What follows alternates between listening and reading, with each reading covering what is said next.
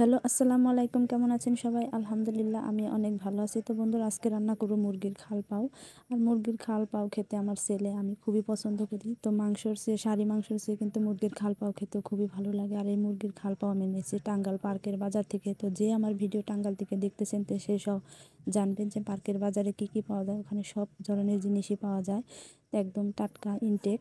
তো তারপর এখানে আমি মুরগির খাল পাও রান্না করার জন্য কাঁচামরিচ, পেঁয়াজ, এলাচ, দারচিনি, কিছু গোটা জিরে, তারপরে দিয়ে দিলাম আদা রসুন বাটা, জিরা বাটা, তারপরে কিছু পরিমাণ মতো লবণ, তারপরে হলুদের গুঁড়া, মরিচের গুঁড়া, ধনিয়ার গুঁড়া।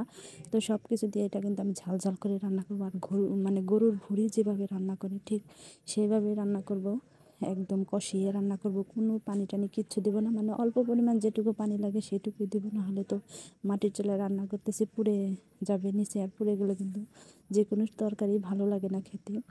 তো একটু ঝাল ঝাল করে রান্না করবো জানি ভালো লাগে, যেহেতু মুরগির চামড়ায় প্রচুর পরিমাণ তেল থাকে, এর জন্য একটু একটু ঝাল ঝাল করে রান্না করব। তারপরে ধুয়ে রাখা পরিষ্কার করে একদম সুন্দর করে গরম পানি দিয়ে কিন্তু পরিষ্কার করে তারপরে এখানে দিয়ে দিলাম কষানো মশলার মধ্যে মুরগির চামড়া পা দুইটাই দিয়ে দিলাম। তো দিয়ে সুন্দর করে এখন কষিয়ে ভালো করে ভাজা ভাজা করে তারপরে এখানে আমি দিয়ে দিলাম একটু গরম মশলা। তো দিয়ে আমার ফাইনাল কিন্তু তরকারিটা হয়ে গেছে। দেখেন কত সুন্দর কালার। তো আজকের মতো ভিডিও এই পর্যন্ত। আল্লাহ হাফেজ।